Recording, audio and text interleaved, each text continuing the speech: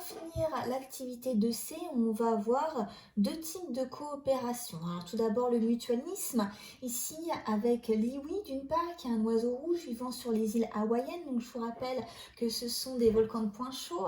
Cet oiseau pollinise exclusivement des fleurs tubulaires, donc en forme de tube, de l'obélia, donc le nom de l'espèce, grâce à son long bec incurvé. Les fleurs de l'obélia lui fournissent tout au fond de leur corolle, donc qui est l'association de pétales, qui est d'ailleurs un nom masculin, on dit un pétale, du nectar qu'il apprécie particulièrement. Alors, trois petites questions. Comparer la forme du bec de l'oiseau et celle de la fleur. Donc, on peut voir que la forme du bec de l'oiseau et celle de la fleur sont très similaires. Expliquer les bénéfices recueillis pour chacun des partenaires pour cette association. On voit que d'une part, l'oiseau, lui, il va pouvoir se nourrir et la fleur être pollinisée certainement plus efficacement. En déduire la raison pour laquelle cette association est qualifiée de mutualisme, donc cette question va me permettre d'introduire avec vous ce qu'est le mutualisme. Donc on voit ici que les organismes sont en interaction qui n'est pas une interaction permanente et avec un bénéfice réciproque, ce qui correspond à la définition de mutualisme. On est bien avec cette étude dans ce cas, donc cette association peut être qualifiée de mutualisme. Notre dernier objet d'étude va être sur les symbioses mycorhiziennes. Alors on vous dit que dans les écosystèmes forestiers, la majorité des plantes vivent en symbiose avec des champignons au niveau de leurs racines. Parce que les champignons, c'est pas uniquement la partie visible qu'on va manger comme celle-ci, mais on a des filaments mycorhiziens qui vont s'établir d'un arbre à l'autre comme c'est indiqué ici. Alors qu'est-ce que c'est une mycorhize? On vous dit qu'il y a un préfixe qui veut dire champignon et un suffixe qui veut dire racine. Les mycorhizes en fait vont former un véritable réseau entre les racines d'un arbre et même entre des arbres voisins, que ce soit des arbres de la même espèce ou des arbres d'espèces différentes. D'ailleurs, des études ont été faites et il y a vraiment une communication entre les arbres qui peuvent par exemple s'indiquer comme quoi il va y avoir un danger qui arrive. On reverra ça certainement cela plus tard. Un réseau mycorhizien en forêt, donc on vous dit ici que pour des raisons de lisibilité, c'est un petit nombre d'espèces est dessiné avec des couleurs les représentant. Et on voit ici donc là les carpophores qui sont les organes qui sont des organes reproducteurs qui sont donc mangés. Les pins maritimes âgés de 3 mois et demi ont été inoculés ou non par différents champignons mycorhiziens et cultivés sur différents sols. Et on va pouvoir étudier l'augmentation de la masse fraîche après 10 mois. Ça correspond à ce tableau. Donc ici on étudie deux types de sols, un podzolumique comme on peut retrouver dans la région de Fontainebleau dans le sud de Paris et du sable dunaire, donc qui correspondrait plutôt à la région du sud-ouest. Cela correspond donc notre sol, à notre biotope, les paramètres abiotiques. On a la masse de notre plan de pin maritime Pinus pinaster sans mycorhize, donc qui est de 1,5 g par plan. Et ici, on a la masse avec un type de mycorhize et la masse avec un autre type de mycorhize. Alors tout d'abord, lorsqu'on étudie la masse de notre pain sur un podsol humique, on voit comme quoi lorsqu'on inocule nos pins avec ce type de mycorhize, on a 7,5 fois plus de masse et avec celui-ci, on a à peu près une masse 10 fois plus importante. Donc, au niveau d'un podsol humique, ça serait plutôt ce type de mycorhize avec le nom latin que je ne vais pas m'amuser à prononcer, qui serait le plus efficace, donc qui permettrait une croissance plus importante des pins maritimes.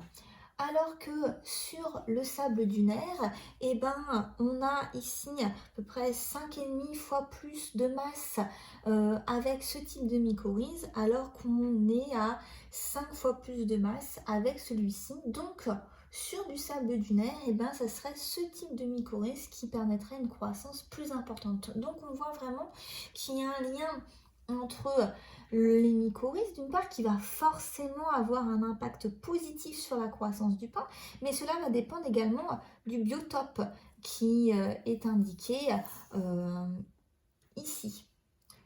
Pour finir sur cette diapo, on a un tableau qui nous indique les différents types de cultures et la masse de phosphate, donc qui est un sel qui fait partie des sels minéraux qui sont prélevés là par la plante et qui va permettre en partie son métabolisme. Il vous permet ce tableau de voir les effets des mycorhizes sur le prélèvement de phosphate chez le pain maritime. Alors tout d'abord, lorsqu'il n'y a pas de mycorhizes, donc qui correspondra à notre témoin, on a une masse de 0,58 mg de phosphate par point après 14 mois d'expérience. Lorsqu'on inocule ce type de mycorhizes, donc vous voyez qu'il y a plein de mycorhizes différents, et ben on augmente à peu près par 1,3 la masse de phosphate. Si on n'utilise pas de mycorhizes, par contre que l'homme va apporter du phosphate, et ben cette quantité va être multipliée par 2,6 par rapport au témoin. Il va donc aussi doubler par rapport à l'apport de mycorhizes. Donc là, ce qu'on voit, c'est que certes les mycorhizes sont utiles, mais comme quoi l'apport de phosphate par l'homme est quand même l'élément qui va permettre un meilleur prélèvement de phosphate par le pain maritime. Enfin, lorsqu'on inocule des mycorhizes, mais qu'en plus on apporte la même quantité de phosphate que précédemment, on s'attend à certainement avoir l'addition des deux masses. Or, il n'en est rien, on a une augmentation de 4 fois et demi par rapport à notre témoin en termes de masse de phosphate qui va être prélevée après 14 mois d'expérience. Donc c'est un peu comme s'il y avait une synergie entre les mycorhizes d'une part et l'apport de phosphate d'autre part, comme quoi les mycorhizes vont encore accentuer finalement le prélèvement de phosphate qui a été apporté par l'homme. Donc on peut maintenant se demander comment fonctionnent ces mycorhizes. Est-ce qu'on a vu qu'il y avait différents noms? Est-ce qu'il y aura également différentes sortes? Alors c'est le cas, puisqu'ici on voit deux types de photos avec les endomycorhizes. Ici, en fait, ce sont donc des pelotons ici de champignons qui sont à l'intérieur même de la racine, par exemple comme du niseron ici.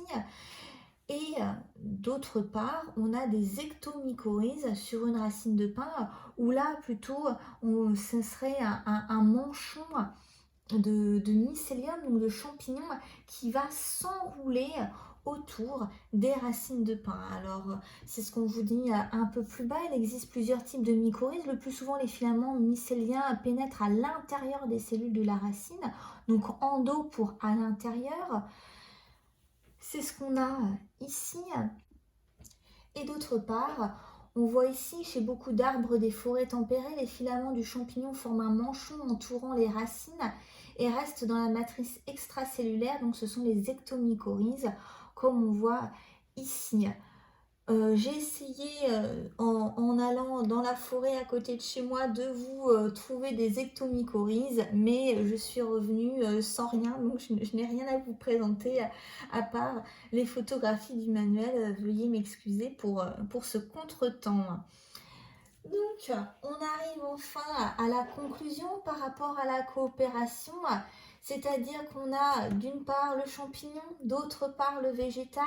On va avoir le champignon qui va fournir au végétal des acides aminés par exemple, mais également des vitamines, des hormones, mais surtout ce qui est intéressant pour le végétal, parce qu'il ne peut pas le trouver autrement, c'est plutôt tout ce qui est phosphate et les sels minéraux, également un apport important en eau, ce que le végétal lui va pouvoir apporter aux champignons, puisque les champignons sont hétérotrophes, c'est-à-dire qu'ils ne peuvent pas fabriquer leur propre matière organique puisqu'ils ne réalisent pas la photosynthèse contrairement aux végétaux, et ben c'est l'apport de glucides. Donc on a vraiment un échange entre les deux partenaires qui sont bénéfiques aussi bien pour l'un et pour l'autre, et là il y a une réelle coexistence, donc c'est vraiment un bénéfice réciproque mais durable, donc c'est-à-dire qu'on ne va pas avoir quelque chose qui est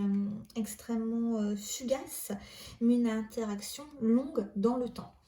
Petit bilan ici, la coopération entre deux espèces est une interaction entre les espèces tire un bénéfice de cette relation, donc que ce soit la symbiose, donc c'est l'interaction durable, ou le mutualisme, comme on a vu tout à l'heure avec Lewin, donc c'est une interaction qui n'est pas durable dans le temps. Et enfin, on va pouvoir passer à notre bilan final, le bilan 2. On va pouvoir donc faire le point sur les différentes interactions biotiques au sein d'un écosystème. La diversité des interactions biotiques s'étudie à la lueur de leurs effets sur la valeur sélective des partenaires, d'où la définition qui a été apportée en début de vidéo. On a tout d'abord la compétition, ici par exemple pour la lumière, comme on a vu tout à l'heure, pour l'eau, les nutriments, etc. On a l'exploitation avec la prédation, comme on a vu tout à l'heure entre le lynx et le lièvre, ou encore le parasitisme, où ici il y a indiqué comme quoi on avait le chêne qui pouvait former des excroissances qu'on appelle la gale du chêne, parce qu'il y a un insecte qui va pondre sur des organes ciblés de cette plante, ou encore la coopération avec le mutualisme.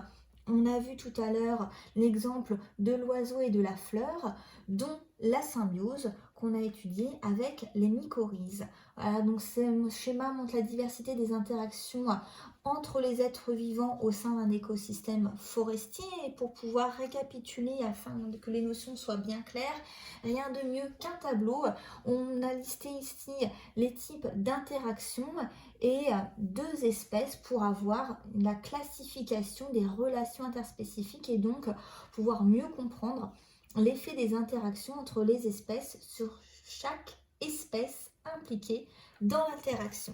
Nous avons donc fini la séance qui présentait la diversité des interactions biotiques au sein de l'écosystème forestier. J'espère que vous avez passé un agréable moment en ma compagnie. Je vous souhaite une bonne fin de journée. À la prochaine séance.